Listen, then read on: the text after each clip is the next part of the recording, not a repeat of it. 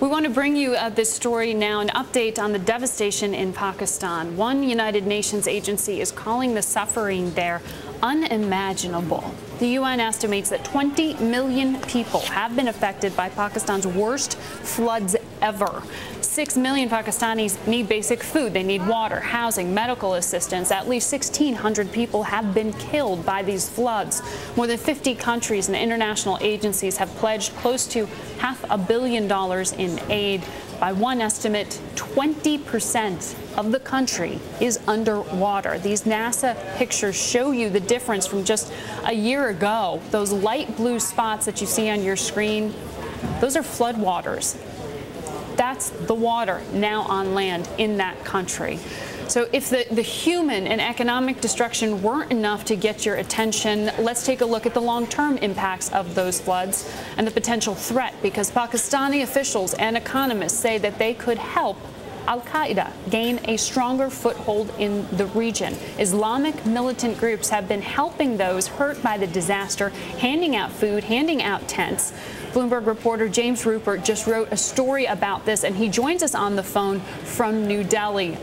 James, thank you for joining us today. This is such a key element of this story. You've seen groups like Hamas and others use similar tactics, a social outreach program for a militant movement. Talk to me about what is happening on the ground with aid in Pakistan.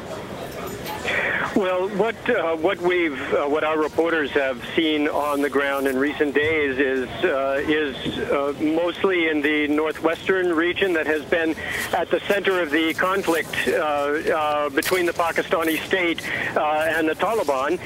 In that area, the government is not very present at all, even on what have been the main highways in that region.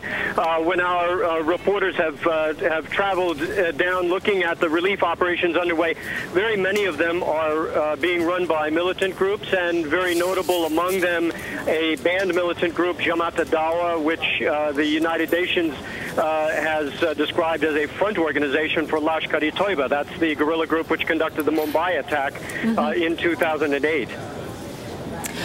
James, I know that the United States already pumps about $7.5 billion in aid into Pakistan. They've thrown in a few more million to this effort.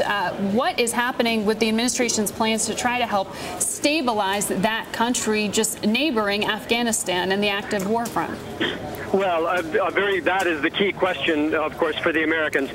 Look, stabilizing Pakistan is basically one of three pillars of the Obama administration's policy for the Afghanistan-Pakistan region, along with the military surge and the civilian surge in Afghanistan itself. The $7.5 billion that you mentioned, that's from the Kerry Lugar bill, which was passed last year.